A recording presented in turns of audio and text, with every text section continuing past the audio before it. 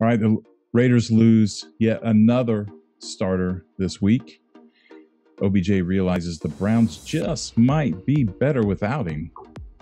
And as much as I absolutely cannot believe I'm actually saying this, this may be the weirdest week since we've started this podcast, and that's saying something. Oh, and this just in, Matt Nagy still has a job. All this and more on the Horsemen Pro Football Talk podcast coming up next. All right, here we go. Welcome back to another edition of the Horsemen Pro Football Talk podcast. This is week 10 of the 2021 season, and I'm Brad. This is Zach. And I'm Hefe. And we want to invite you to join our Patreon community. There you can find all of our stuff in one centralized location, individual game analysis, Fantasy Central, weekly pick'em contests, and more. Go to www.horsemensports.com right now and join us. We appreciate your support. Also, again, if you're watching this on YouTube, before you go, hit the subscribe button and bell icon so you never miss any content. Show us some love. And you can find us on Facebook and Twitter at Horsemen Sports. Oh, and by the way, did we mention you can catch both shows back to back? The weekly breakdown, the Fantasy Central with Zach and Hefe on WUBI Ubiquity Radio on Thursdays at 5 p.m. More information at wubi.live. Okay, let's start with our weekly Pigskin Pick'em leaders. I haven't even looked. I just got back in town minutes ago, literally. What I do know is that I probably missed 2/3 of my picks this week. Yeah, a lot of people did this week. It was, like you said, one of the craziest weeks of the entire season. I missed most of them. The best person this week was Willie on the west side, and he's only got 7 of them right. Wow. Willie and I tied for first last week, didn't we? When he was the top last week, he's the top again this week. I'm pulling it up right now to look at it. The week 9. Oh, this is disgusting. It's insane. This is we usually don't do this, but it was so weird. So I picked the Bengals. They lost. I picked the Cowboys. They lost to the Broncos. I picked the Saints. They lost to the Falcons. I picked the Bills. They lost to the Jags. I picked the Packers. They lost to the Chiefs. I switched my pick on the Cardinals to the 49ers because Murray and what's-his-face were going to be on Hopkins. And I missed that one. And I think everybody missed the Rams. So the Titans beating the Rams. What a crazy – I don't even know. What is that? Like 3, right? I don't even know. It's just ridiculous. I don't want to talk about it anymore. So yeah. Week 9 was a tough one. We'll just move right on to week 10. Yeah. And, big shout out to Willie in the West Side. This week, though, you're just kind of king of the dipshits because we all look like 8-year-olds making our picks this week. I'm sure we're not the only ones. I can't imagine. I wonder if anybody got all these right this week anywhere in the country. No chance. Highly doubt. But I do want to say that my cousin Courtney, shout out. I don't know if she listens. I know she does occasionally. She did send me this picture of a bet she put on FanDuel. First time ever betting. And she took the Jacksonville Jags over the Buffalo Bills and made out like a bandit. Wow. Yeah. Got that kind of money? Just throw it out the window like that? Apparently, I mean, it's one of those things. Oh, the Jaguars, that sounds better than the Bills. What's the Bills? I'm going to bet on the Jags. Boom, money. Cha-ching. Yeah. Well, good for her because I saw, let me see, I think I have it right here. I saw a stat the other day, yesterday, that I was going to put into my notes here, and I didn't get a chance to do it. The Jacksonville Jaguars yesterday had their first victory on American soil in 420 days. Sounds like all right. I was about to say, sounds like a celebration kind of number to me. Yeah. And we all remember who that last victory was, right? Yeah, unfortunately. The last 2. Last victories. 2, yep. Yeah. So, all right. Let's, all right. Who's in our bye week? I don't even know who's in the bye week. I haven't even looked at it yet. Anybody know? We'll hear very shortly. The one page I don't have pulled up is this week's games. So this week we have the Bears on bye, the Bengals, the Giants, and the Texans. The Bears, the Bengals, the Giants, and the Texans. Okay. All teams that need it for different reasons. First of all, Matt Nagy will keep his job for yet another week. So that's a plus side for the Bears, right? I don't know. Maybe it'd be kind of cool if he got fired in his week off. That'd be kind of cool, but not going to happen. Any big interesting news with any of these teams? I mean, the Bengals kind of got knocked back a little bit yesterday. And OBJ has to be this morning like, what the hell? They're actually better if I'm not playing. But that was a big AFC North game. And we should probably pull up the standings right here, huh? I haven't even looked at those. Yeah, so they the Browns beating the Bengals. That they both have a 5-4 record. Obviously, the Browns have the tiebreaker there, but they're both sitting on the bottom of the AFC North. The Ravens are at 6-2. The Steelers are at 4-3. Both those two teams are still 5-4. So every team in that division are still above 500, which is pretty crazy considering that we were anticipating them cannibalizing each other. Yeah, well, and at 5-4, they're at the bottom and could easily still win this division. That's the craziest thing about the whole thing. Mm-hmm. And Baltimore, they better be on notice. They what is that? Their fourth overtime win this year? I think so. Yeah. So they are overtime. They are overtimes away from potentially being 2-6. I mean, so they probably. I don't even know. I don't even know that I can act this week that I can talk like I know what I'm talking about, because yesterday it rattled my cage, man. I was like, what in the hell is going on? All right. So we got the Bengals. You said the Bengals, the Bears, the Giants. Giants had a big win against the Raiders. What's going on with the Raiders, man? One week they look like they're the best team in the league, and then next they're dropping a game to the Giants and dropping players. Yeah, true that. Who's the cat that just got let go today? Damon Arnett. Yeah, Damon Arnett. I guess a video surfaced where he was brandishing a weapon and threatening to shoot people. So they've lost their head coach and 2 players in 2 weeks. I don't know how much more an organization can withstand. We thought after Chucky left that it might do some kind of damage. I just don't know how you keep losing guys off your roster and you hold your shit together. I just don't know how that. I don't know if it's possible. Yeah, I think from a football side of things, I think Henry Ruggs not being on the field for them was a big deal because they don't have anybody else like him. He stretches the field, but the Raiders are going to bring in Deshaun Jackson. He announced that to Josina Anderson on Sunday, and so I think that's like kind of the perfect marriage. That they get a deep threat that they can use. It'll help them do what they want on offense. And Deshaun Jackson wanted to play somewhere that could be a contender where he could see some usage. So, I think the Raiders going forward, the first 2 games without John Gruden, they looked fine. They were explosive on offense. The defense still looked all right. So I think they'll be fine going forward. They'll figure it out. They've just had like you were mentioning, just a crazy clusterfuck of just all kinds of stuff flying at them over the last few weeks, whole bunch of distractions, but I think they'll do a good job of being able to pick themselves up going forward. Well, and what's crazy about, I didn't get to watch the Raiders and the Giants game, but looking at the stats, I mean, Carr had 300 yards and Daniel Jones had 100 yards. I don't know.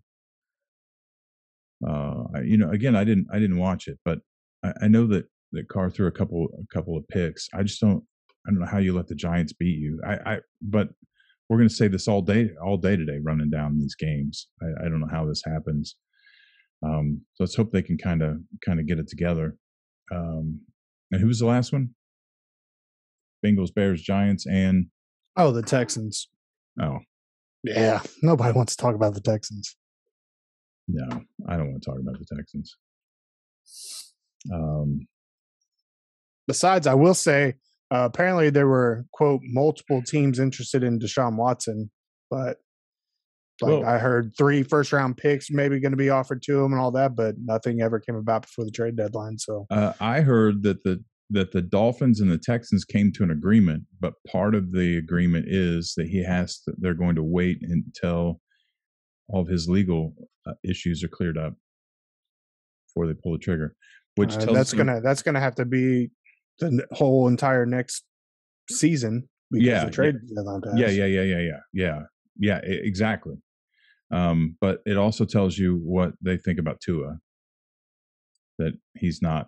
I mean, good, bad, or indifferent. That he's not the future of the franchise. So, well, I mean, we could have told them that last year, but we tried. Who listens to us, right? Yeah, they should. I'm sure Fitz tried to tell him too, but So okay, you guys ready to move into some games? Yeah, let's do it. All right, Week 10. Our first game up is going to be the Ravens at the Dolphins. I can't say things like no brainer anymore. I'm not even sure I'm going to say we're taking so and so. You should too anymore after last week. By all rights, the Dolphins should come in here and own this. I mean, the Ravens should come in here and own this game, even with it being at Miami. Miami's a wreck, And if Tua knows that they're looking at Watson. I don't know what kind of conversations he's had with Flores, but he knows that. Does that help or does that hurt? Does he? In one sense, you got to think the guy's like, either I'm going to play here or I'm going to show somebody else I can play in the interim while we're waiting for somebody else to come. But does it cause problems in the locker room? I don't know, but it doesn't matter. It doesn't matter if Tua decides he's going to ball out. I'm picking the Ravens this week. Yeah, I'm also picking the Ravens. I think last week was just a complete anomaly with the amount of underdog teams pulling out the win. I don't see that happening again this week. I really like the direction the Ravens are heading. I know they pulled out a lot of close games, but that's what good football teams do. They find a way to win. And Lamar Jackson, to me right now, he might just be the MVP of the league. There can be an argument made with Tom Brady, but he's also surrounded by superstars all across the board. Lamar Jackson is out there putting the team on his back, though, and making plays. So for right now, Lamar Jackson's my MVP, and I don't think there's any way that the Dolphins are going to beat the Ravens this coming week. That's how I feel. Like you guys have mentioned, with what's happened the last couple of weeks, I could see a situation where somehow the Dolphins win this game. But the Dolphins are the most pass-happy team in the league. They pass more than anybody. And we still can't sit here and say that Tua is balling out. Like, when you look at his numbers from yards, touchdowns, interceptions, he's, average at best. And that should be worrisome for the Dolphins. Their defense has gotten better as they've gotten a couple guys back. Obviously having Xavier Howard and Byron Jones back in the defense is going to help a little bit. But having those guys in the lineup isn't going to help stop Lamar. Lamar set the record on Sunday for the most 100-yard games by a quarterback in NFL history. He already has 12. And he is the rush game. With all the injuries to running backs, he's a rush game. He's making it happen in the pass game when it matters most. We saw against the Colts. We saw it again yesterday. When it gets in the late third, fourth quarter, him and Marquise Brown have been unstoppable late in these games, and they're making it happen. And they have Justin Tucker for when they're in a close game and they need to make something happen. So, like you guys, it's impossible not to take the Ravens here. So I wanted to look this stat up. We talked about this again a couple weeks ago. I wanted to look this up with Jackson's record. So Jackson broke that record. He broke Michael Vick's record of 11 games with 100 yards, and Jackson has done it in just 45 games, where Michael Vick it took him 115. That's insane. I remember being, obviously I was a lot younger then, but I remember that being such a big deal that Michael Vick was having the seasons that he was having on the rushing end. So it's just absolutely insane that Lamar has just come in here and completely shattered that. Yeah. It is, and I wasn't on the Lamar Jackson MVP conversation until just now when he is carrying this team on his back, because he's having some great games and they're just not winning, and I know he's taken the brunt of that whole Peyton Manning can't win the big game bullshit that they've been laying on Lamar Jackson the last 2 years with their early exits. But they certainly can't pin that on him this year. I mean, he's doing everything he can. They need to get him some help. And his legs aren't going to hold up. I mean, they may hold up another 5 years. He might be a freak and they hold up another 5 years, but they're not going to hold up any longer than that. And it's probably going to start to go quicker. So they better get him some help. And maybe not even just his legs before he gets hurt. The guy rushing that many yards, the odds go up every time he gets hit that something wrong is going to go wrong. So they need to protect their investment. Anyway, he'll probably have a really good game this week, and we all three agree. We're all three taking the Ravens. Next game up is the Falcons at the Cowboys. I don't know. Just when we got on top of the Cowboys, just when I reluctantly gave in and said, yeah, they might be the best team in the NFC, they let the Broncos beat them. I don't even know what's going on. The Falcons, I predicted they were going to win 4 games this year. They're at 4-4 right now. I don't know. Don't listen to me. I'm not even going to give you an opinion because I don't even know what I'm talking about. Yes, I am. I'm taking the Cowboys at home. I don't see them dropping 2 in a row. Yeah, I feel the same way. The Falcons have definitely surprised me a bit this year. However, like I said previously, I believe that last week was a complete anomaly. I think these good teams are going to look at a loss as a good loss. They're going to bounce back, and the Dallas Cowboys are going to put it on the Falcons at home.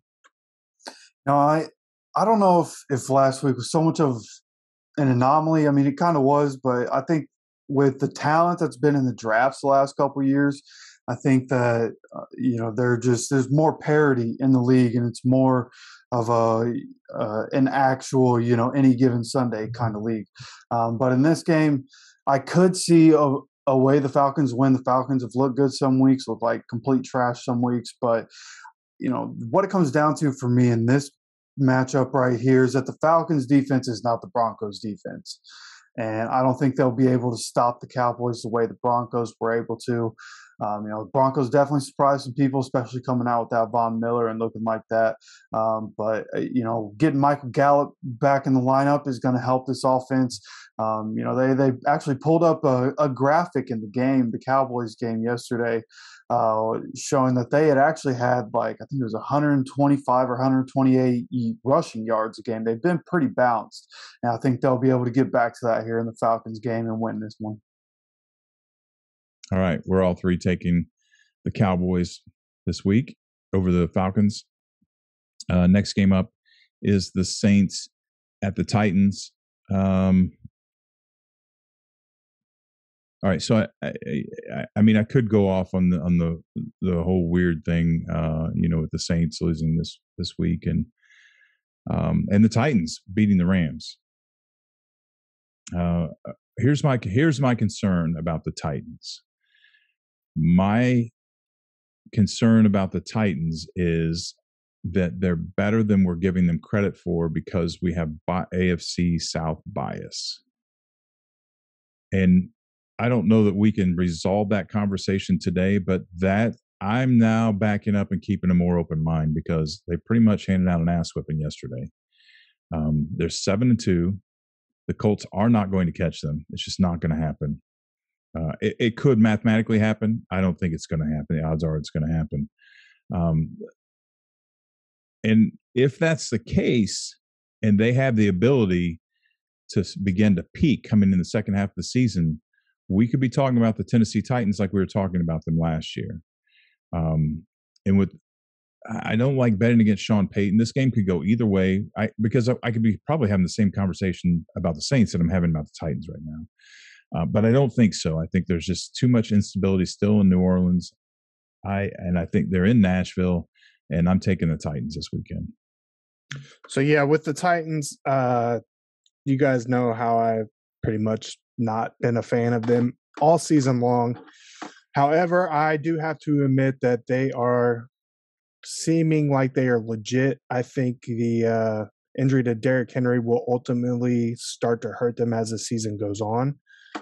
But with their convincing win over the Rams, I have no choice but to actually believe that they are a contender now. They've beaten the Los Angeles Rams, the Kansas City Chiefs, the Buffalo Bills, the Colts twice, and the Seattle Seahawks, which I know the Seattle is not very good at this point. But however, week 2, they were 1-0, and they had Russell Wilson then. So the Titans have had some pretty big wins this year.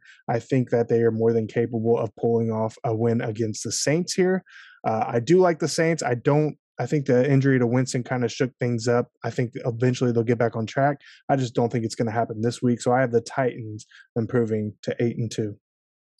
Yeah, it's hard not to take the Titans after what they did to the Rams, even going up against a good Saints defense here. And the quarterback situation with the Saints is worrisome. So, as much as I'd like to say this, there's a chance the Saints win this game. But on the road, I don't see it happening this one, but I think, it should be talked about more that, against the Rams, Matt Stafford did some stuff in that game that was Carson Wentz-esque again, when he played the Titans. That throw that Carson Wentz had in the end zone, Matt Stafford did the exact same thing, gift wrapped a touchdown for him.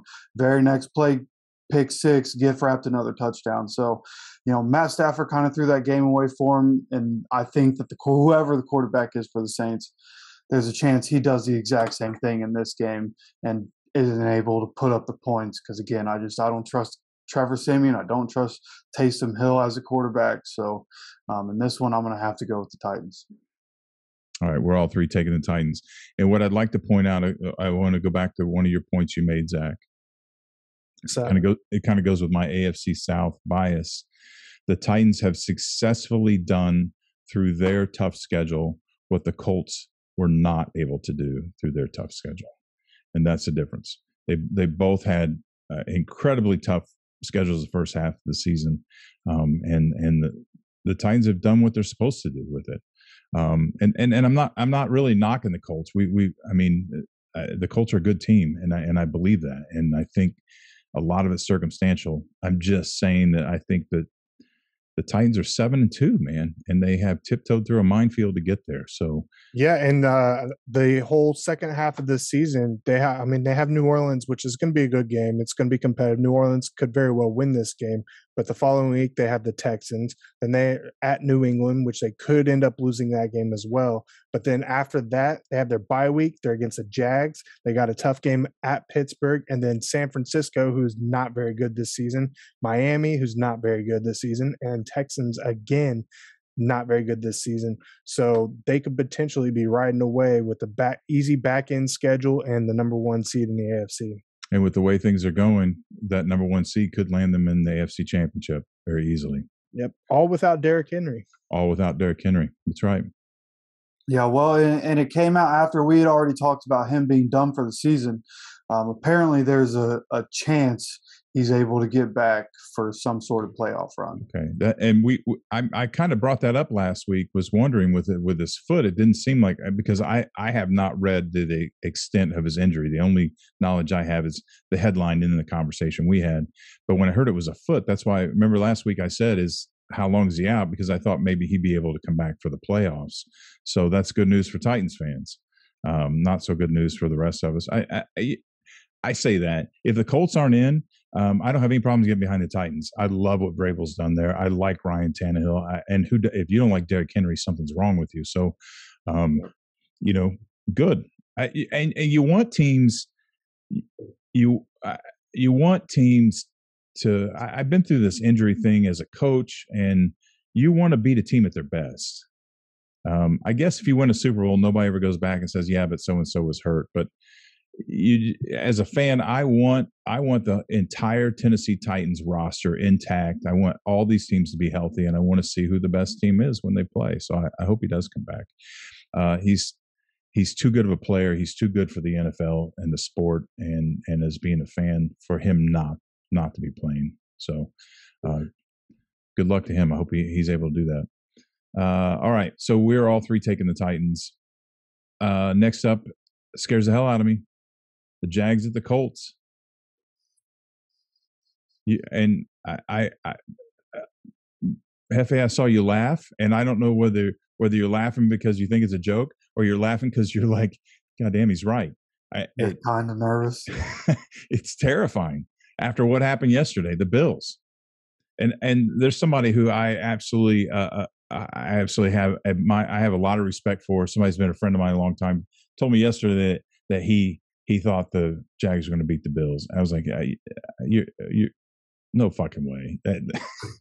Ain't nobody but people in Duval thought the Jags could win that game against the Bills. This is in Indianapolis.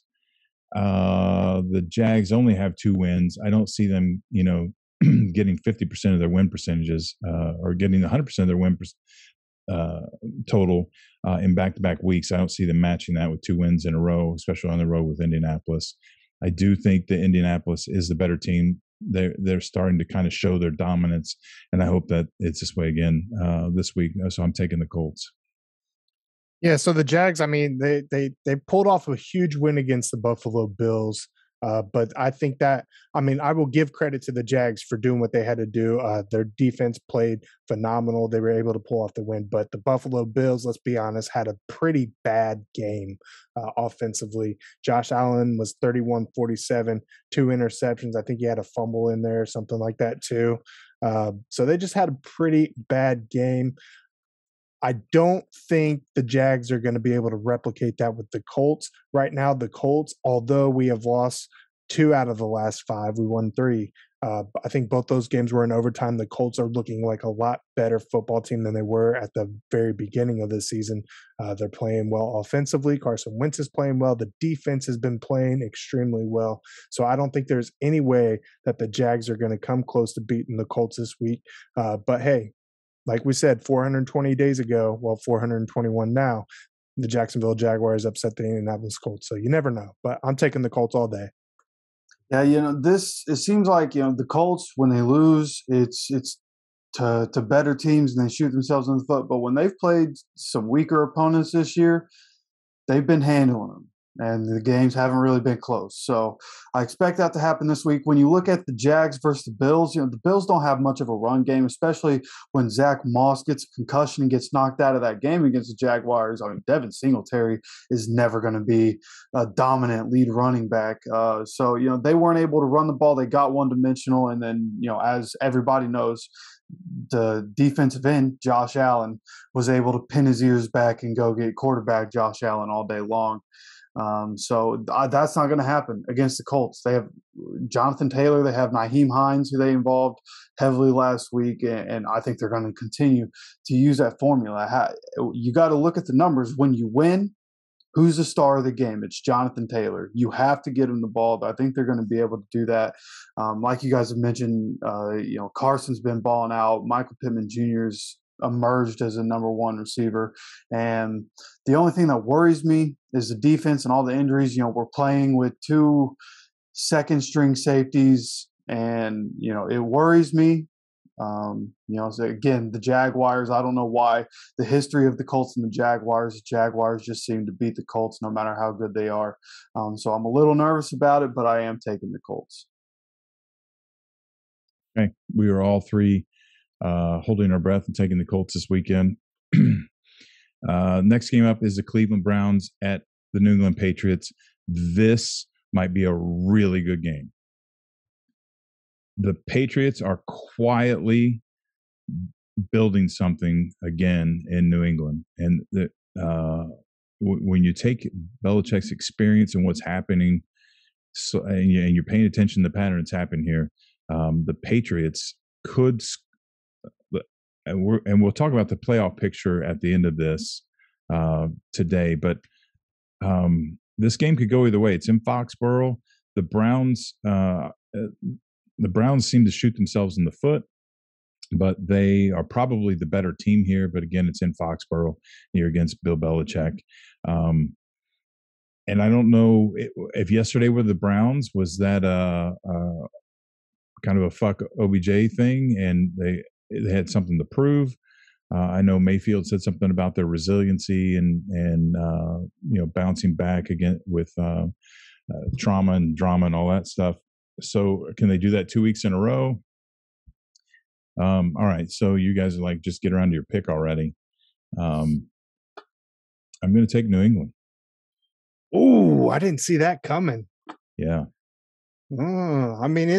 I think this is going to be a really good game. You know how Bill Belichick is. He can scheme for anybody out there. So I think the defense is going to play well. However, I think that the Browns offense, now that they have Nick Chubb back there, Baker Mayfield's back there, although he didn't really have a good passing game last week, they were still able to put a lot of points up against the Cincinnati Bengals, who we have talked about as being a better team in the league, especially defensively. So I think the Browns are ultimately going to pull this out. I think it will be a pretty good game, and it would probably be a good one to watch as well. Yeah, I think the Browns here, when you talk about OBJ, I wish I could remember all the numbers. They showed a graphic during that Browns-Bengals game of the Browns with Odell and the Browns without Odell, and they are significantly better without Odell Beckham Jr. And I think that's going to continue. And that defense really showed out yesterday. The Patriots' strong suit on offense, they've had like 4 or 5 straight games with 120 or more rushing yards in a game. So they've been establishing the run. I don't think it's going to be that easy against the Browns. Their defensive front is really good. Their secondary has been solid. They had a bunch of interceptions against Joe Burrow on Sunday. So it's hard to go against the Browns here. The Patriots, again, like you guys are talking about, they've been looking pretty good. They're plus 500 at 5-4. But the Browns without Odell have been a really good football team over the last 2 seasons, and that defense seems to be getting better as the year goes on. So I'm going to take the Browns here. Okay, Zach and Hefe are taking the Browns. I'm taking the Patriots. And just a little note, the Browns and the Patriots are tied for the 7th playoff spot right now. So this game has huge – this is essentially a playoff game. When you're looking at the way the AFC North is playing out, this could have huge implications on down the road from a tie-breaking standpoint. All right, so next game up, the Bills at the Jets. This is a revenge game. I just expect the Bills to just completely come unglued, come apart at the hinges, and just unleash fury on the Jets. So there's no way I'm taking New York in this game. Yeah, I feel the same way. The Bills are going to bounce back after an embarrassing loss to the Jacksonville Jags and put it on the New York Jets.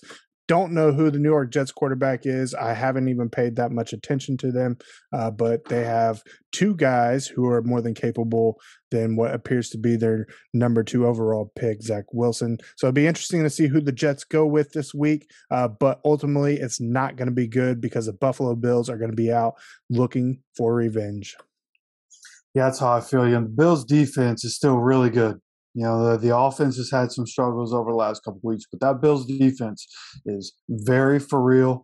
And, it's supposed to be Mike White. They said he should be ready to go. Zach Wilson's still not going to be there. So, the Bills are going to be all over this. Mike White in his first start didn't even attempt to pass more than 15 yards down the field. So if he's doing that, the Bills are going to eat. They're going to be able to get to him a lot, cause a lot of pressure, and probably cause him to make some mistakes. So, just like you guys, big time bounce back game. They just got smacked in the mouth by a bad team. They're going to want to come out and stomp a bad team into the ground, especially one that's in the division.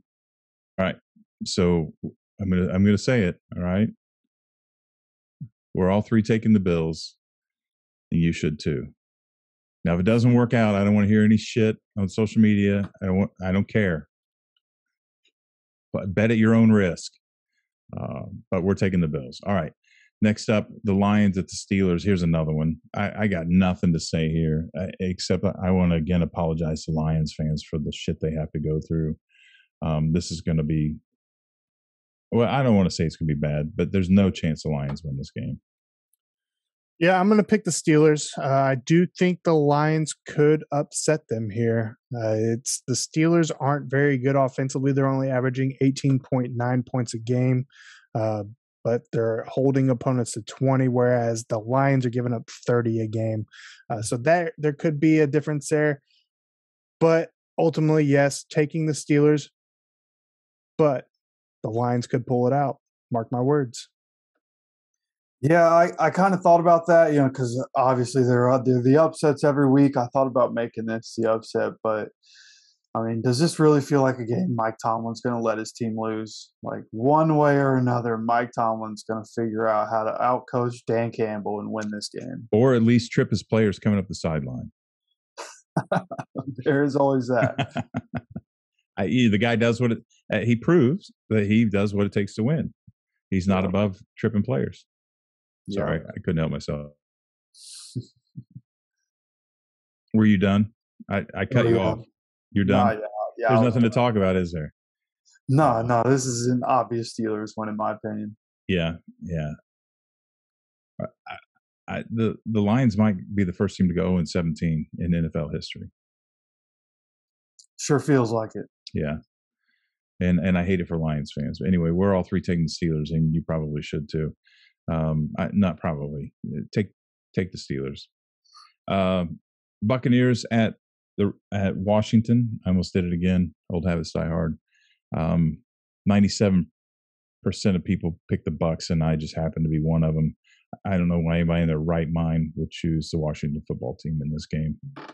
Yeah, I don't have a whole lot to say. Washington's been pretty disappointing. Bucks coming off a big bye. There's no way that they are going to let the Washington football team even come close to beating them like they almost did last playoffs. But yeah, Tom Brady and the boys are going to have this one easily. Yeah, that's how I feel too. You give Tom Brady 2 weeks to study up on a team, especially a 2-win team halfway through the season. You have to imagine this team is going to come out of their bye and put up a whole lot of points.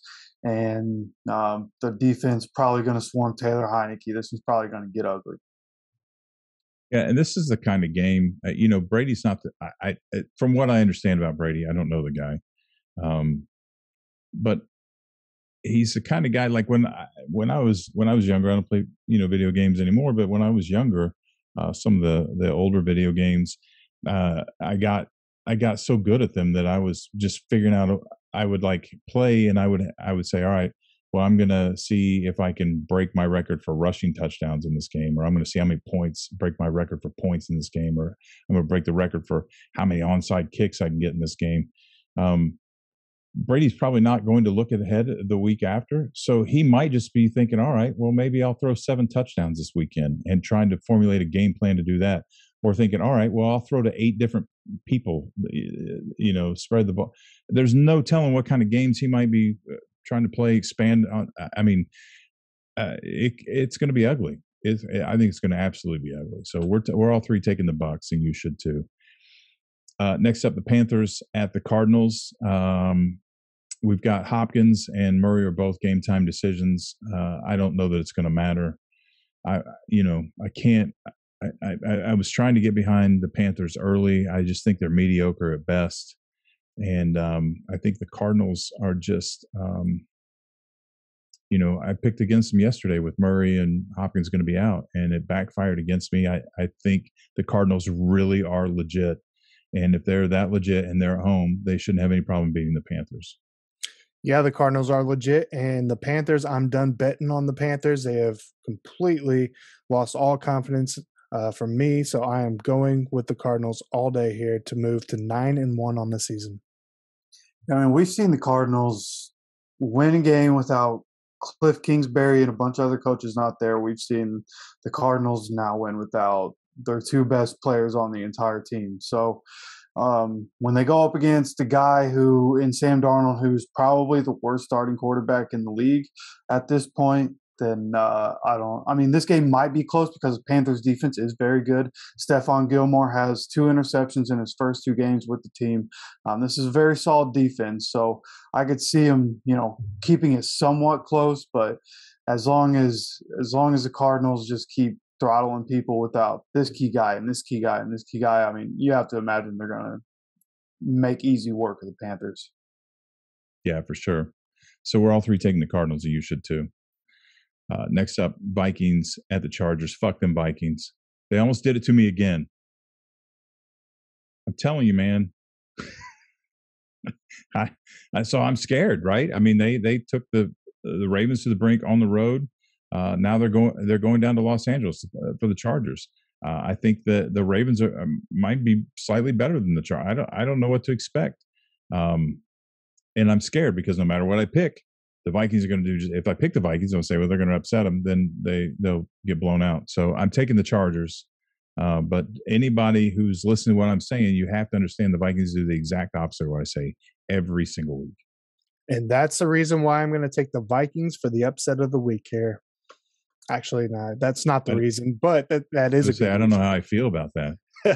I mean, the Chargers are only favored by 2.5 at home. So if you give 3 points to the home team, that actually says that Minnesota is the favorite to win this, through my logic at least. So I think that with the way the Chargers are playing, it's not as good as the way the Vikings have been looking lately, even though they're not pulling out the wins. But yeah, I just think this is one of the games that the Vikings are going to go in there and beat the Chargers. So I'm taking Minnesota. This is a tough one to call, right? The Chargers, we talk so highly of them after the first 5 weeks of the season, and lately they haven't looked great. The Vikings are up and down. They're kind of schizophrenic this year, but their offense is really good, and they've played in a lot of really close games this year. Whatever, it doesn't matter who they play, they seem to want to go to overtime in every single game. So I think they'll be able to keep this game close, but where I think the difference comes in is the fact that the Chargers can't stop the run, and the Vikings have Dalvin Cook. And so I think when it comes down to it and you start to get later in the game, I think, they have the playmakers in the pass game, the Vikings do, and Dalvin Cook is going to be able to use his ability to really control the game. And I think the Vikings, I think there's going to be a very close game because that's just what the Vikings do this year. But I think they'll be able to pull out the win on the road. Wow. Okay. I can't pick the Vikings. I just can't. But we talked last week about whether it would be worse to be a Lions fan or a Browns fan. Right? The Lions just know they're not going to be good, and the Browns get all hyped up, and shit goes wrong. It might. We need to throw the Vikings fans into that conversation. This is a good Vikings team. They were good last year. They are so underachieving. And at least the Browns are pulled off a big win yesterday. And the Vikings just keep getting so close, and so it's got to be frustrating for their fans. The Vikings are certainly very capable of winning this game, and if I didn't have such a love-hate relationship with the Vikings, I probably would pick them in this game. But they, like you said, Hefe, they're so schizophrenic. You just never know which one's going to show up. And I think losing close games continually is going to take its toll. But anyway, Zach, did you say you're taking the Vikings too? You did, didn't you? I am taking the Vikings, yes. Yeah, so they're taking the Vikings, and I'm not, so you probably should take the Vikings. All right, next up, the Eagles at the Broncos. I don't know if I'm reading more into this, but the Broncos beat the Cowboys, and the Eagles cannot beat the Cowboys. Broncos are home, so the Eagles have surprised us a couple times this year. They're 3-6. We thought they'd win about 3 to 5 games this year. They're 3-6 already, which I guess halfway through the season about puts them at 6 wins. It's pretty close. But I don't think they're going to go into Mile High and they're going to beat the Broncos this week. I'm taking the Broncos. Yeah, it seems like every time I bet on the Eagles, they let me down. So I'm done betting on the Eagles this week. The Broncos look good against the Cowboys. I have no reason not to take them at home against the Eagles. Yeah, I just feel like with what the Eagles have been trying to do the last couple of weeks, which is establish the run, and they've done a good job of that. They didn't win the game against the Chargers, but they've been running the ball more, which is exactly what they needed to do. And they've looked pretty good doing it. Jordan had the whole cast. They have Jordan Howard, Boston Scott, all them boys. It's looked pretty good, but they're going up against the Broncos, whose defense flexed its muscles. They lost their fearless leader, Von Miller, to the Rams. And they came out, they flexed their muscles against Cowboys, and the offense was able to do enough to put the points up. They did a good job of establishing the run themselves. And I think going up against Philly here, they're going to have to establish the run because Philly has a pretty good cast of corners. And I don't know if you want to test that with Teddy Bridgewater, who actually played decent. He didn't turn the ball over against the Cowboys. So, as long as he's not turning the ball over and the Broncos are able to establish the run, I just don't have faith that the Eagles are going to be able to get it going on offense against this tough defense. So I will be taking the Broncos in Mile High. All right. We're all three taking the Broncos this week.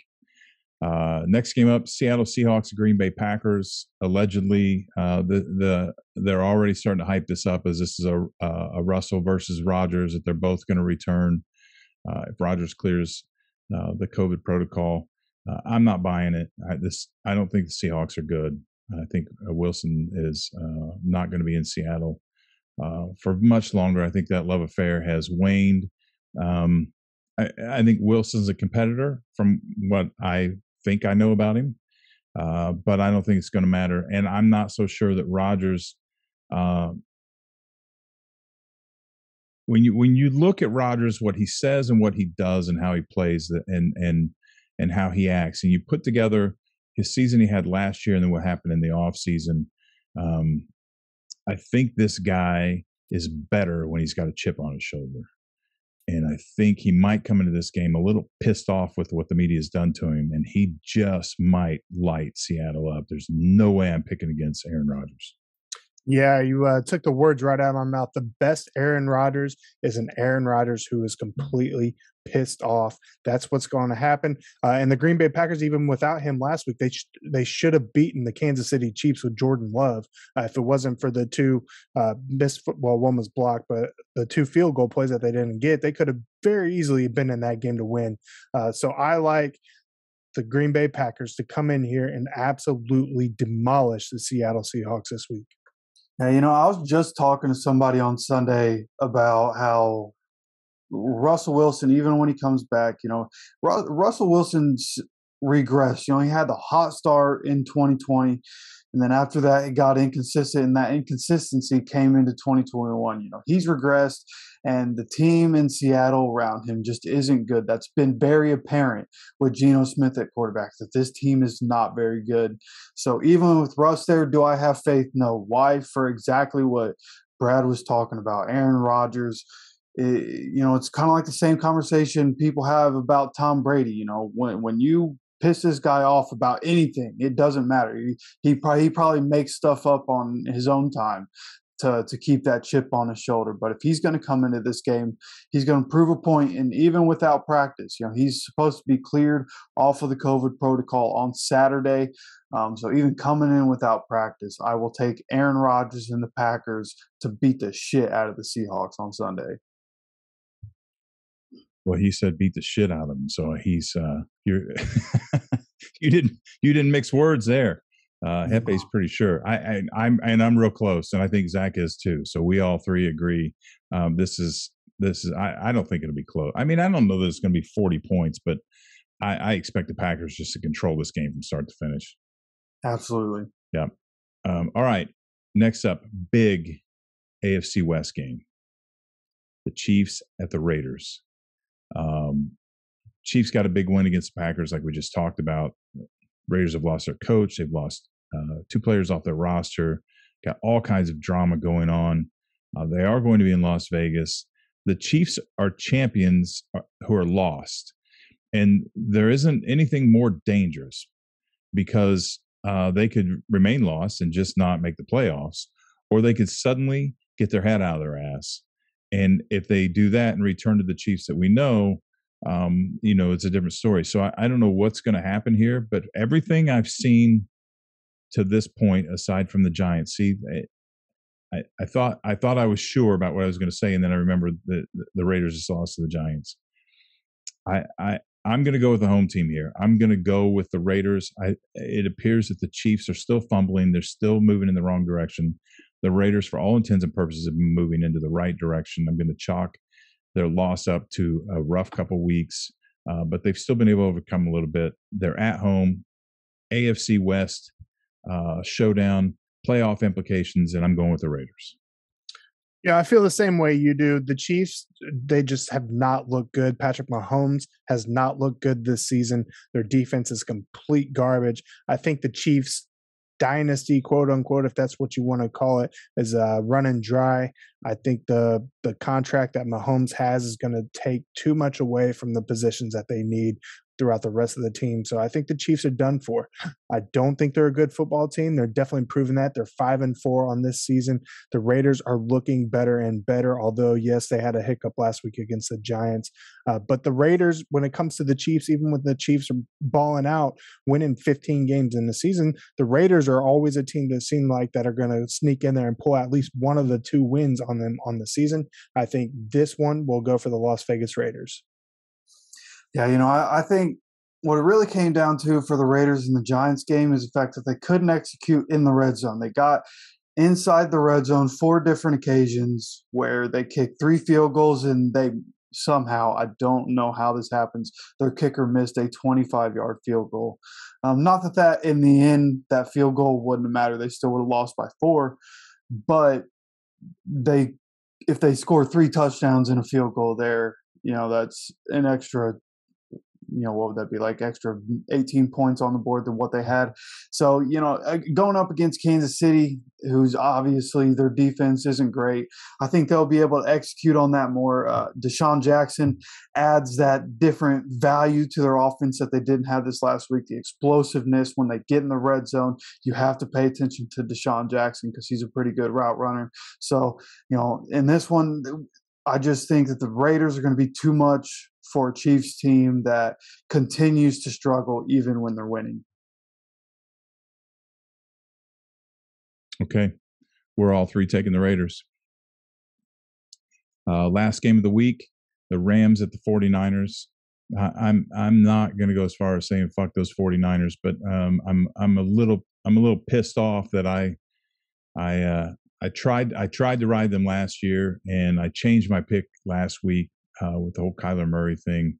I just can't believe I tried, Mike. I can't believe in them anymore. The Rams should have a bounce back game despite it being in San Francisco, and I'm taking the Rams. Yeah, I'm going to take the Rams too, but I do want to pose a question to you guys. Is Kyle Shanahan on the hot seat? He probably should be. And I said Mike, that old habits die hard there too. I meant Kyle. His dad was Mike. He probably should be because the injury excuses only go so far. I like what he's done there, but the bottom line in this league is W's and L's. That's all. It all boils down to, and he's just not getting it done. Yeah, I mean, with the exception of the year that they went to the Super Bowl, they've been complete garbage since. So, I mean, I don't think he is the coach and genius that everybody hyped him up to be. At least the results aren't showing. And if this Trey Lance thing is a complete bomb, then him and John Lynch may be out the door in San Francisco. What do you think, Hefe? My thoughts.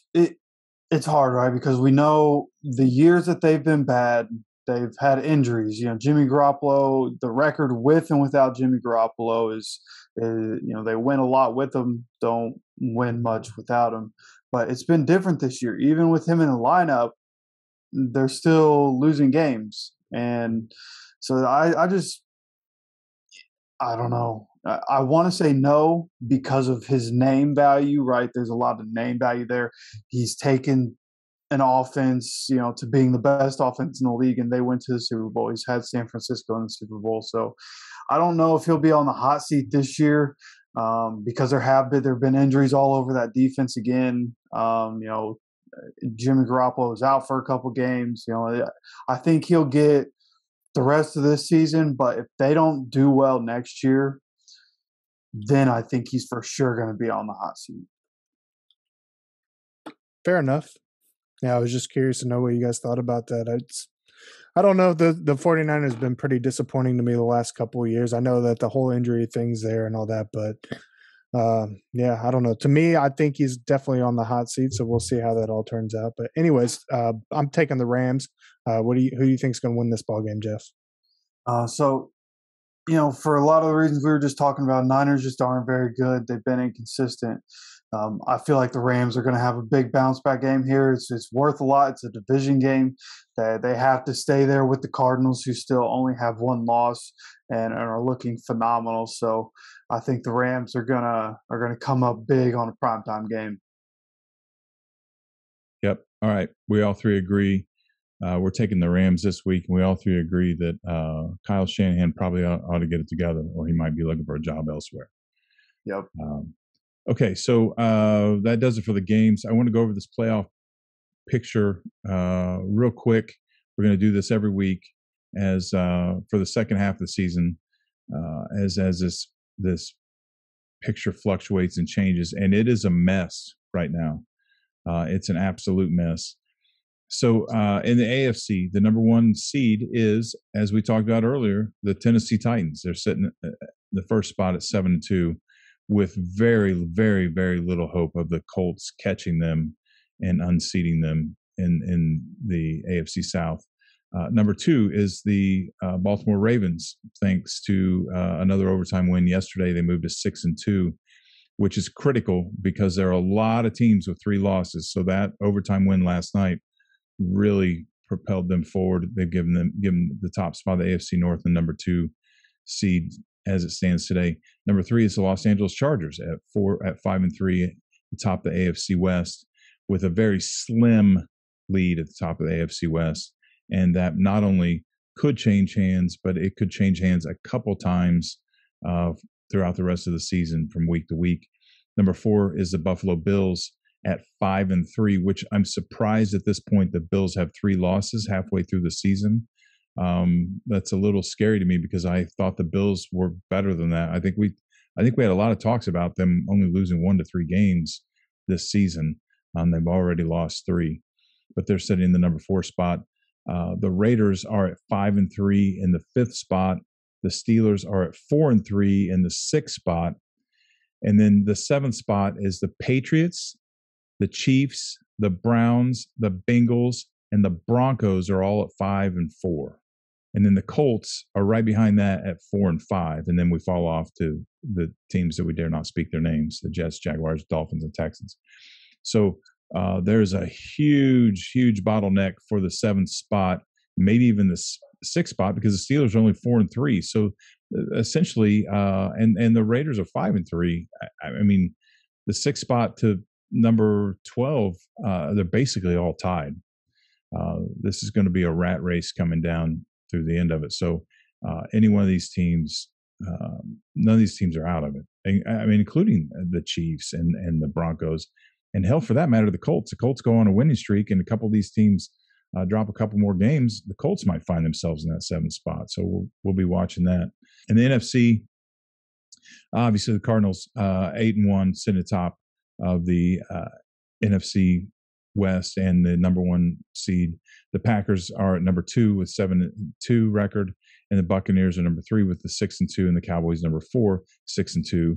All of them ahead of their divisions. And then the Rams are in the 5th spot at 7-2. So they're sitting on the Cardinals and looking like they might pull away for this 5th spot if the Cardinals maintain their possession in the NFC West and the Rams continue to do what they're doing. They'll probably have this 5th spot locked up. The 6th spot is the Saints at 5-3.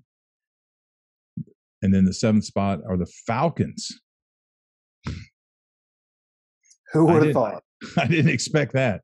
At 4-4, the Panthers are at 8th spot at 4-5, and then we got the Vikings, the Seahawks, the 49ers, the Bears, the Eagles, and the Giants are basically all tied for that 9th spot. That'll shake itself out, which is why I said that I think the Rams are putting themselves in a really good position, no matter what, to have a playoff spot.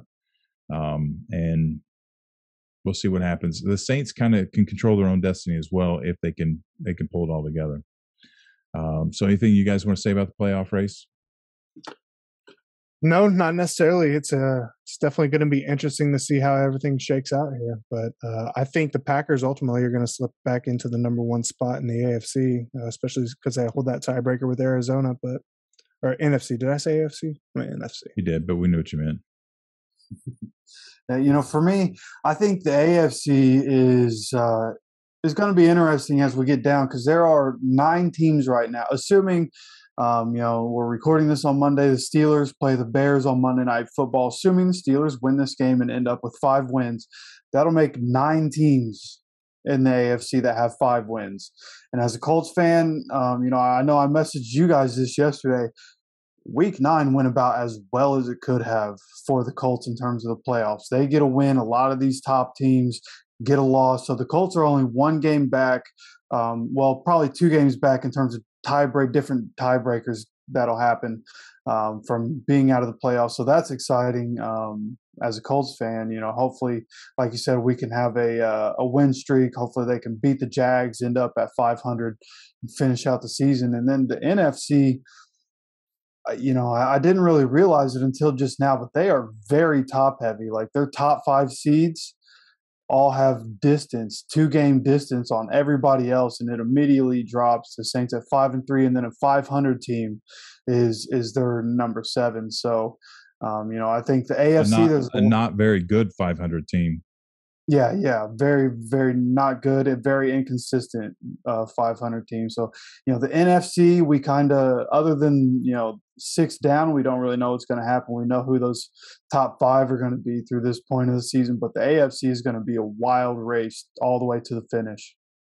Yeah, and this is what you like to see. That kind of parity leads for some fantastic viewership in the weeks to come. So I'm excited about the second half of the season.